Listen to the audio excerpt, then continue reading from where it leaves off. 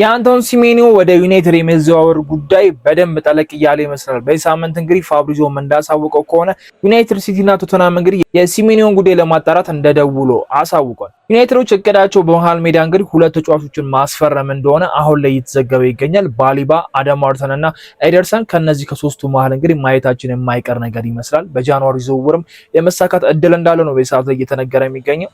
ሌላኛው ጉዳይ እንግዲህ ኦሌ ጉናር ሶልሻየር ዩናይትድ አሰልጣኝ ባለበት ሰዓት ይፈልጋቸው የነበራቸው ተጫዋቾችና ያስፈረሙለት ተጫዋቾች በጣም ትልቅ ዲፈረንስ እንዳላቸው እንግዲህ አሁን ላይ መነጋገር ይሆናል። ስለዚህ ጉዳይ የምናነሳለን። ለዚህ ቻናል ግን በቅድሚያ አዲስ ከሆኑ ሰብስክራይብ ማድረግ እንዳይረሳ። ወደ ቪዲዮ እንሂድ።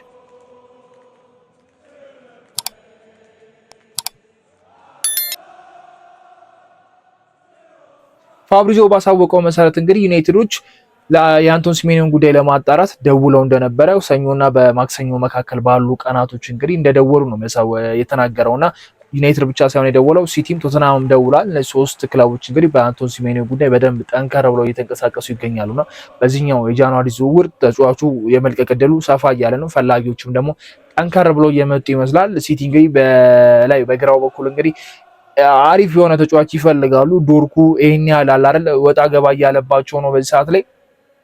ስለዚህ ሌላ ተጫዋች ማስፈር ይፈልጋሉ። ጃክ ግሪሊሽ እንዳሰቡት አልሆነላቸውም። ኤቨርተን የሚያሳየውን ፐርፎርማንስ ሲቲ ቤት እያሳየም ስላልሆነ ሲሜኒዮን መፈለጋቸው ምንም የሚገርም ነገር አይደለም። ቶተናም እንደ ቲም ግራ ገብቶታል። አዳዲስ ተጫዋቾችን ማስፈረምም ግዴታ ሆኖ በላይኛው በኩልም ይሄን ያለ አሪፍ የሚባል ተጫዋች የለውም። ዩናይትድን ስንመለከት ግን ከሁለቱ ክለቦች ለየት ያለ ነገር ነው የሚመስለው። የሚጫወተው የ3-4-3 አጫዋወት ላይ እንግዲህ ሌላ መሀል ላይ እንደ ሌፍት ዊንግ ባክ እንግዲህ ተመላላሽ ሊያደርጉት ነው ሩበን አሞሪም ማሳቡ። ምክንያቱም በላይኛው በኩል ላይ የሰራ ነገር ይመስላል። የአማድ እና የብራያን ምቤሞን የሰመር ዝውውር ላይ ስንሰማ ብራያን ምቤሞ መጥቶ ዩናይትድ ቤት ምን ሊያደርገን ነው፣ አማድስ ምን ሊሆን የሚለው ብዙ ጥያቄዎች ነበሩና የአማድን ፐርፎርማንስ ካየን የብራያን ምቤሞን ካየን በኋላ ይሄን ያህል የመጠቃት ነገር አልኖርንም። አሁን የችግራችን በመሃል የሚመጡ ኳሶችና የአየር ኳሶች ናቸው የገቡብን የነበሩት። ግን የላይኛው በኩል የማዝራዊን ወይ ደግሞ ሌኒሮ የሚያጋፍጥ ነገር እስካሁን አላየንም። የመጨረሻው የበርንማውዝን ጨዋታ ስናነሳም የአሊሳንድሮ ማርቲኔዝ አንዳንድ ስህተቶች እና የሄቨን ልምድ ማነስም ያየንበት ጨዋታ ነውና ዩናይትድ የመሃል ሴንተር ባክን ችግር እንጂ ያለበት የቀኙ ሴር ብቻ ችግር እንደሌለበት አሳይቶናል። ስለዚህ የአማድ ከሰራ የአንቶን ሲሜኒዮ የመስራት እድል ስላለውም ነው ይመስለኛል ለዚህ ነገር ላይ ጠንከር ያሉትና ሩበን አሞሪም በግሉ የሚፈልጉት ተጫዋች ነውና ይሄንን ተጫዋች ጠንከር ብሎ እየሄዱበት ስለሆነ ዩናይትዶች በዚህኛው የጃንዋሪ ዝውውር የማግኘት እድላችን ምናልባት ሰፋ ሊል ይችላል። ያው የተጫዋቹ ምርጫ ነው። ሶስቱም ክለቦች እንግዲህ ፈላጊ ናቸው። ሶስቱም ክለቦች ዋጋውን ያውቁታል። ኦልሬዲ 65 ሚሊዮን የታወቀ ነገር ነው። ገና መሀል ላይ ያለ ነው ይሄ ነገር ግልጽ የሆነውና 65 ሚሊዮን የሚከፍል ክለብ ከመውሰድም በተጨማሪ ተጫዋቹ የትኛውን ክለብ ይመርጣል የሚለው ነገር ትንሽ አጓጊ ሊሆን ይችላል። ምናልባት ዩናይትድ አድቫንቴጅ ሊኖረው የሚችለው ባለፈው እንደነገርኳችሁ ሩበን አሞሪም ቀድመው አነጋግረውታል። ከሲሜኒዮ ጋር ያላቸው ኮኔክሽን አሪፍ ነገር ነው። የተወሰነ ነገር ያወሩበት ነገር አለና የነንበሙና የነኩኛ ቅድሚያ ስለሰጡት ነው። ስለዚህ ይሄንን ተጫዋች በዚህኛው የጃንዋሪ ዝውውር የማግኘት እድል ሊኖርን ይችላል። ግን ደግሞ ሲቲ ከፊት ለፊታችን አለ። ሲቲ የደረጃ ተፎካካሪ ነው። ቻምፒየንስ ሊግ ላይ ተሳታፊ ነው። ዋንጫውን ሊያነሳ ከሚችል መሀል አንድ የሚጠበቅ ቲም ነውና ከሱ ጋር መፎካከር በሰዓት ላይ ከባድ ሊሆን ይችላል። አይኖ ዩናይትድን መርጡ ተጫዋቾች እንዳሉ እናውቃለን። ብራያን ምቤሞ ቶፕ ላይ ያሉ ቲሞች እየፈለጓቸው ነው ወደዚህ የመጡት። ኩኛንም ስንመለከት ወደዚህ የመጡት ቶፕ ላይ ያሉ ለዋንጫ የሚፎካከሩ ሻምፒዮንስ ሊግ የሚጫወቱ ቲሞችን ትተው ነው እንግዲህ ወደ ዩናይትድ የተቀላቀሉትና ሲሜኒዮ የዛን አይነት ፍላጎት ለአሞሪም ለዩናይትድ ያሳያል። ምናየው ነው የሚሆነው። አታኪንጋቸው ምን ያህል ጸዴ እንደሆነ ምንም ማይካር ነገር ነው። ኩኛ አሪፍ እንቅስቃሴን ያሳያል። ወጣ ገባም ቢሆንም ግን መጥፎ የሚባል እንቅስቃሴ አይደለም። ብራያን ምቤሞ ወጥ የሆነ ጽድት ያለ አቋም አለው። ምንም እንኳን የበርንማውዝ ጨዋታ ላይ የሚያስወቅሱ አይነት ፐርፎርማንስ ቢያሳይም አማድ ነው። ስለዚህ በዛ በኩል የግራውን ሴድ ማጠናከር አሪፍ ነገር ነው ብዬ አስባለሁ። ሲሜኒዮ እንደምናውቀው እንግዲህ ልግም ያሉ አጥቂዎች አይነት ነገር አይደለም። ከዩናይትድ ጋር ያየነው ጨዋታ ራሱ ምን ያህል ልጁ ታጋይ እንደሆነ እየተመለከትን ነውና ወደ ፊት ለፊት ይሄዳል ይመለሳልና ለሩበን አሞሪም የዛኛው የሌፍት ዊንግ ባኩን በኩል ከቨር ያደርግልኛል ብሎ ማሰባቸው ይሄን ያህል የሚገርም ነገር አይደለም። ከቨር ሊያደርግለትም ይችላል ብዬ አስባለሁ። የማጥቃት ሂደቱ ላይ ደግሞ ሞር ወደፊት ይወስደዋል። የነበረንን ባላንስ የማድረግ ነገር ይጨምርለታል ብዬ አስባለሁ። የብራያንና የአማድን ጥምረት ምናልባት ኩኛና ሲሜኒዮ ሊያሳዩን ይችላሉ። ሴስኮ እንዴት ይሆናል የሚለው ነገር ራሱ ተጠባቂ ነው። በእነዚህ በአራት ተጫዋቾች ተከቦ ምናልባት መሀል ላይ የሚቀር 9 ቁጥር እንደሆነ እንፈራለሁና ግን ደግሞ የሲሜኒዮ ጉዳይ አሁን የሲሜኖና የሲሜኖ ምርጫ ይመስለኛል። የክለቦቹ ፍላጎት አሳይተዋል። አርሰናልና ሊቨርፑልም እዚህ ነገር ውስጥ እንዳሉ ሁላችንም እናውቃለን። ግን ደግሞ ሶስቱ ክለቦች ናቸው በደንብ ገፋ ብለው የመጡበት።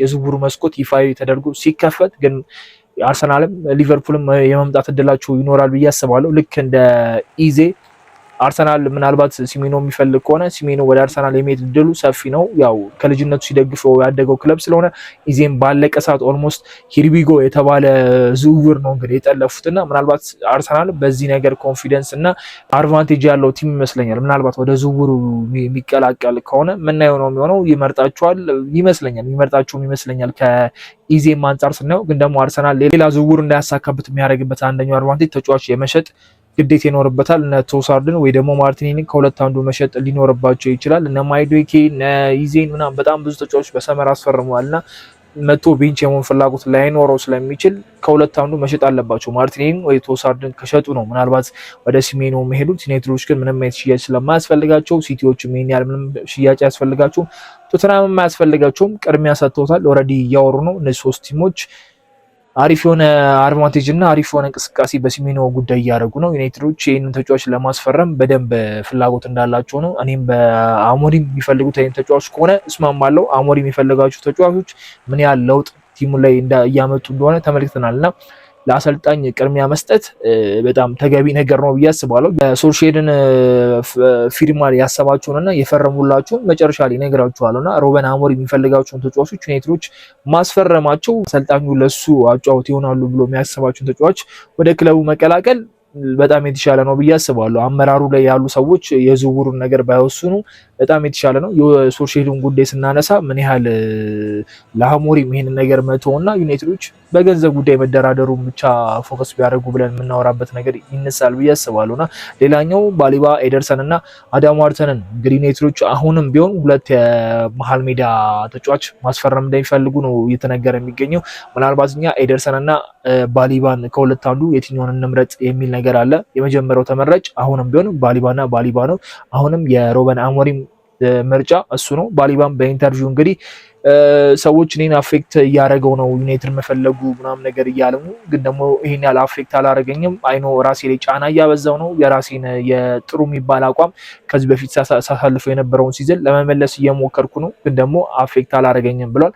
አሰልጣኙ ግን አፌክት አድርጎታል የሚል አስተያየትን ሰጥቶ ነበረ። ከዛ አንጻር ነው እንግዲህ በኢንተርቪው ላይ የተናገረውና ይህን ተጫዋች በዚህኛው የጃንዋሪ ዝውውር ዩናይትዶች ገፍተው የማግኘት እድል አላቸው። ግን ደግሞ መጀመሪያ ያዋሩት እንግዲህ የሲሜኖን ነገር ነውና ምናልባት ሰመር ትራንስፈሩ ላይ ሁለት የመሀል ሜዳ ተጫዋቾች በአንድ ላይ ለማምጣት ፕላን አድርገው ይመስለኛል። ያው ብሩኖ የሚቆይ አይነት አይመስልም። ብሩኖ ያው የሰጠውን ኢንተርቪው ነገራቸዋለሁና ከዛ ኢንተርቪው አንጻር አሁንም አንዳንድ ክለቦች ይሆናል አይደል በዩናይትድ ደስተኛ ያልሆነ ስለመሰላቸው እየመጡ ይገኛሉ ብሩኖን ፈላጊ ብለው። እነ ሙኒክ ጋር ስሙ እየተያዘ ነው፣ ግን ብሩኖ እንደሚጨርሱላችንም እናውቃለን። ሰመር ትራንስፈሩ ላይ ግን እንደሚለቅ ነው የሚጠበቀውና እነዚህ መሀል ሜዳ ሁለት ተጫዋቾች እንግዲህ ማየታችን የማይቀር ነገር ነው። ምናልባት ሁለቱን የመሀል ሜዳ ተጫዋቾች ማናይ ከሆነና ዩናይትዶች ሞር ገንዘባቸውን ሲሜኖ ላይ ማፍሰስ ከፈለጉ ያው የአንድ የአጭር ተርም ሊሆን የሚችል የአጭር ጊዜ የውሰት ተጫዋች ሊኖረን ይችላል። ኦር ደግሞ ቤንች ላይ እነሱ ሲመጡ ሊቀመጥ የሚችል በእድሜ ገፋ ያለ በካስሜሮ ሌቭል ወይ ደግሞ ከካስሜሮ ትንሽ አነስ ያለ እድሜ ያለው ተጫዋች ማየታችን የማይቀር ነገር ነው።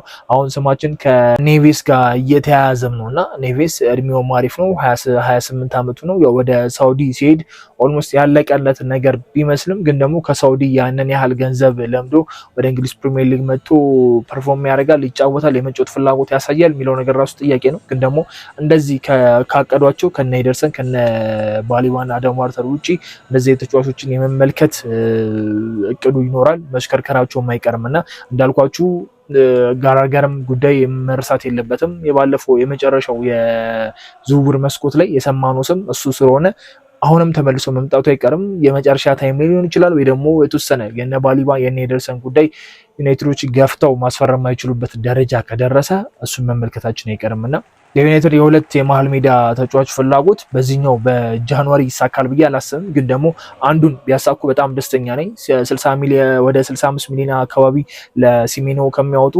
ባሊባ ላይ ኢንቨስት ቢያደርጉና ባሊባ ኦልሞስት ከመቶ ምናምን አሁን ላይ እየቀነሰ ይገኛል። ፐርፎርማንሱ ስለወረደ ብቻ ከ80 እስከ 100 ባሉ እንትን ውስጥ ዩናይትዶች ተጫዋቹን ያገኙታል ብዬ አስባለሁ። ባለፈው 120 ድረስ ያወጣሉ ተብሎ ነበር። የባሊባ ፐርፎርማንስ መውረድ እና የባሊባ ጥሩ አለመሆን ዋጋውን ቀንሶታል። ስለዚህ ከሲሜኒዮ ይልቅ ሞር ወደዚህ እንትን ቢሉ በጣም ነው ደስ የሚለኝ። ግን ደግሞ አሁን ስትመለከቱት ኮንታክት ያደረጉትም ቅድሚያ የሰጡትም ሲሜኒዮን ይመስላል እና የእሱ ምርጫ ይጠበቃል። እሱ ዩናይትድ የማይመርጥ ከሆነ ወደዚህ መቀንጠሱም ኦር ደግሞ የባለፈው አይነት የዝውውር መስኮት ባለመለከት በጣም ደስ ይለኛል። ባለፈው ዓመት ስንመለከት የነበረው ኩኛን መጀመሪያ አዋሩ፣ ኩኛን ጨረሱ። ከዛ ብራያን ምቤሞ ላይ ችካሉ። ብራያን ምቤሞን ለበጣም ረጅም ታይም ነው የፈጀው። ዝውውር እንዳዛገን የትኛውም የዝውውር መስኮት እኔ እስካሁን ድረስ በዩናይትድ በኩል የሰማኋቸው በቃ ያዛገን የለም። ሌላ የዝውውር እንትን ነገር እንዳንሰማ ሌላ ዝውውሮች እንዳይፈጽሙ ምን ያደርጋቸውና እሱ በመከራ አለቀ። ከዛ ወደ ሴስኮ መጣ። የሴስኮም ሰጣ ገባ ነበረው በደንብ በቃ አይደል ከኒካስትል ጋር የነበረው ፉክክር ሴስኮ ማንን ይመርጣል፣ ዩናይትዶች ምን ያህል ያቀርባሉ። በዚህ በኩል ኒካስትል ከፍተኛ ገንዘብ እያቀረበ ነው፣ ተቀባይነትን አላገኝም የሴስኮ ምርጫም ስለሆነና እነዚህ ዝውውሮች ለኔ ትክክለኛ ዝውውሮች አይደሉም ብዬ አስባለሁ። አንድ ተጫዋች ላይ ፎከስ አድርገው ከዛ አንድ ተጫዋች ላይ ችክ ብለው መሄዳቸው በቃ የሚፈልጉትን ተጫዋች ለማስፈረም መሞከር አሪፍ ነገር ነው። ግን ቢያንስ ብራያን ምቤሞ በሚያስፈርሙበት ሰዓት ላይ አጥቂ ቢመለከቱ በዛ ሰዓት እና ኤኪቲኬም አሉ እና ቪክተር ኮሬሽ ኦልሬዲ አርሰናልን ስለመረጠ እሱን ትቶ ሌላ መሞከር ነበረባቸውና ቪክተር ኮሬሽ ራሱ ከዩናይትድ ጋር ስሙ እንዴት ነው ሲያያዝ የነበረው ሊጠልፏቸው ነው ስፖርቲንጎች ወደ ዩናይትድ እንዲሄድ እያገፋፉት ነው የሚለው መረጃዎች በደንብ ስንሰማ ነበርና የዚህኛው የዝውውር መስኮት እንደዛ ባይሆን በጣም ነው ደስ የሚለኝ። ሲሜኒዮን እንደሚፈልጉት ይታወቃል። በዚህ በኩል የመሃል ሜዳ ተጫዋች እንደሚፈልጉ ያስታውቃልና ዩናይትዶች ማስኬድ ካለባቸው በዚች በአጭር የዝውውር ጊዜያት ሲሜኒዮን ነው ባሊባንም ወይ ደግሞ አይደርሰንም በአንድ በኩል ማስኬድ የሚችሉ ከሆነ በጣም አሪፍ ነው። ሲሜኒዮን ጨርሰን አይ ወደዚህ እንሂድ የሚሉ ከሆነ ሲሜኒዮ ከሲቲ ከቶተንሃም ወይ ደግሞ አርሰናል ከመጣ ሊቨርፑል ከመጣ ከነዚህ ሁላ ተፎካክሮ ከዛ ምርጫ ውስጥ ገብቶ እዚህ አይነት የዝውውር ነገር ባርሰማ በጣም ነው ደስ የሚለኝ። ሁለት ተጫዋቾች ያስፈልጋቸዋል። ሌፍት ሳይዱን ሲሜኒዮን አስበዋል። በዚህ በኩል የመሃል ሜዳው ላይ ሁለት ተጫዋቾች ያስፈርማሉ ይባላል። ግን በአንድ በዚህኛው የጃንዋሪ ዝውውር ላይ ሁለቱም እና አይመስለኝም። ከኤደርሰን እና ከባሊማ መምረጥ ሁለቱንም አንድ ላይ ማስኬድ በጣም የተሻለ ነገር ነው ብዬ አስባለሁ።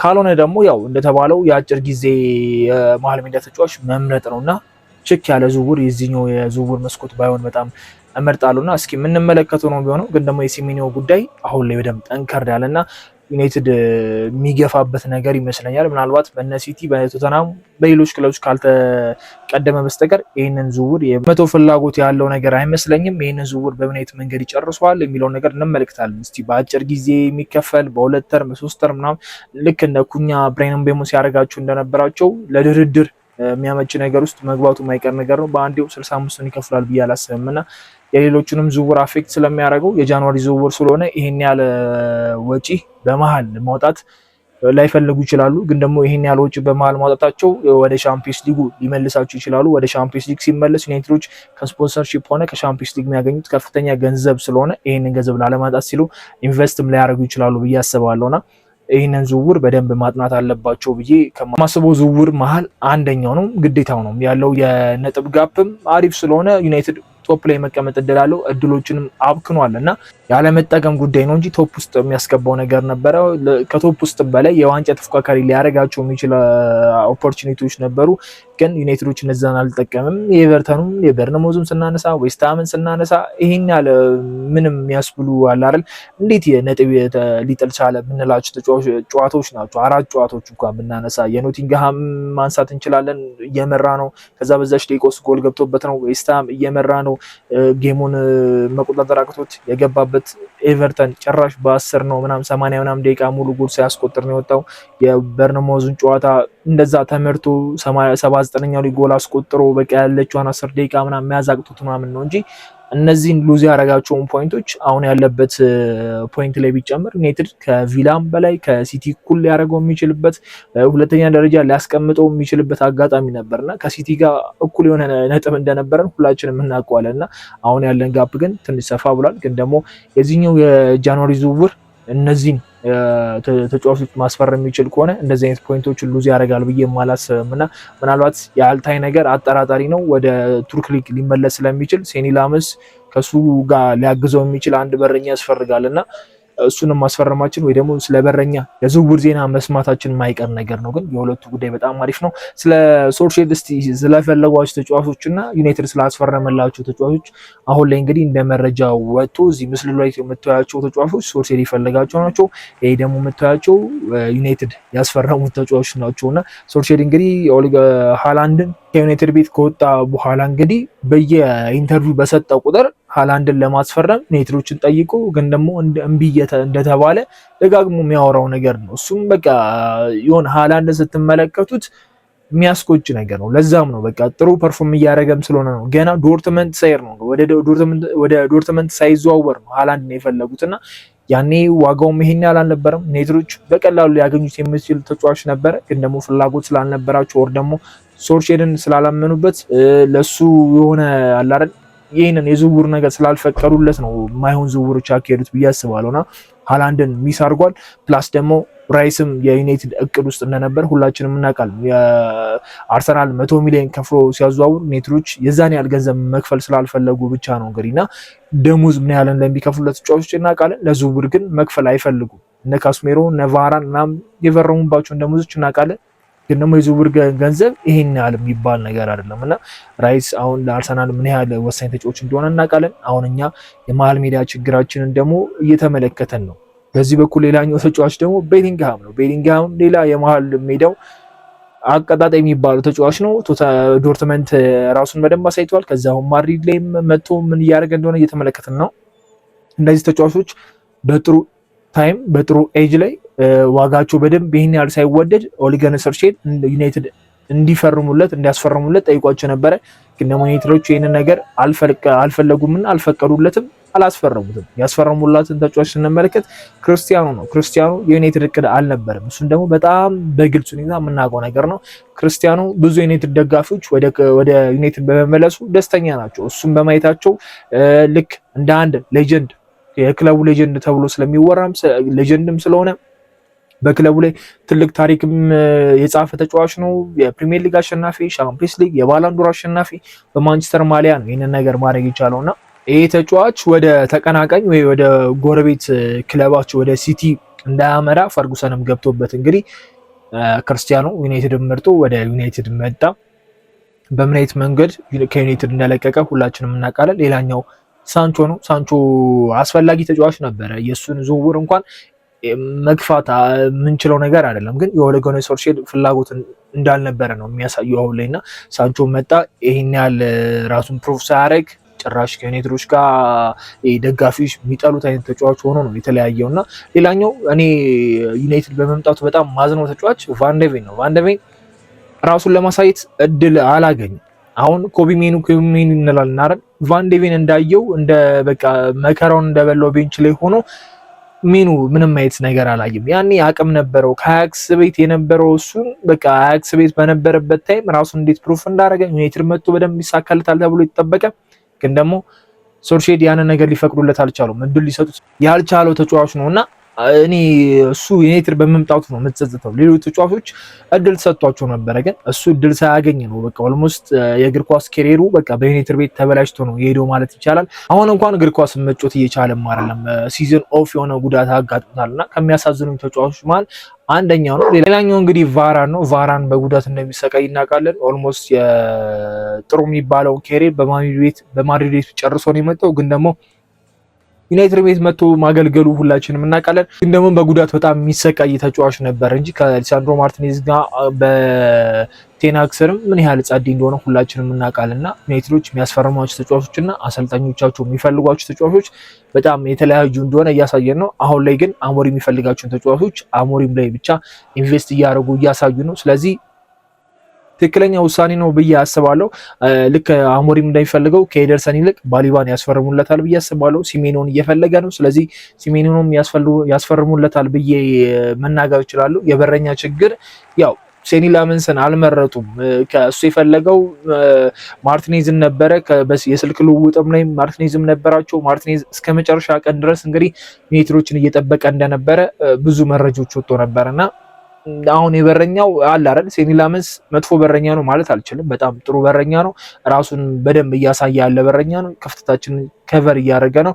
አንዳንድ ጎል የማይመስሉ ጎሎች ሊገቡበት ይችላሉ፣ ግን ደግሞ በጊዜ ሂደት ይሻሻላል የምንለው ነው።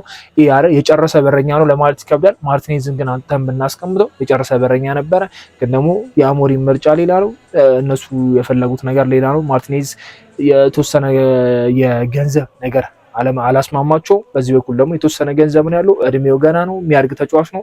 ስለዚህ ዩናይትዶች እሱን መረጡና አሰልጣኝ የሚፈልጋቸውን ተጫዋቾች ለአሰልጣኙ ማምጣት አሰልጣኙ እንዳያባሩ ያደርጋቸዋል። ፕላስ ደግሞ ጥሩ የሆነ ፐርፎርማንስ ያሳያሉ። ወደፊት ክለቡ ከሚያገኛቸው ገቢዎች ምንም የሚቀንስበት ነገር የለም። ዩናይትድ የገቢ ችግር እንደሌለበት ሁላችንም እናውቃለን። ገቢው በየአመቱ የሚጨምር ቲም ነው። እንደ እንትኑ አይደለም፣ እንደ ታሪኩ እየወረደ እንደመጣው አይነት አይደለም። ገቢው ጭራሽ እየጨመረ ነው የሚመጣውና የቢዝነስ ክለብ ነው ተብሎ የሚታሙም ለዛ ነው። የሚያገኟቸውን ትርፎች የሚያገኟቸውን ነገሮች እነዚህ አይነት ነገር ላይ ኢንቨስት ቢያደርጉ በጣም አሪፍ ነው። የሲሜኖ የባሊባ ጉዳይ ጠንከር ብሎ ይሄዳል ብዬ አስባለሁ። 2 ተጫዋቾች ያስፈርማሉ የሚባል ነገር አለ። በመሀል ሜዳው በኩል ግን 2 ተጫዋቾች በዚህኛው የጃንዋሪ መስኮት ያስፈርማሉ ብዬ አላስብም። ምናልባት የሲሜኖ ጉዳይ ወደ ሌላ ክለብ የሚያመራ ከሆነ 2ቱን ተጫዋቾች የማየት እድል ይኖረናል።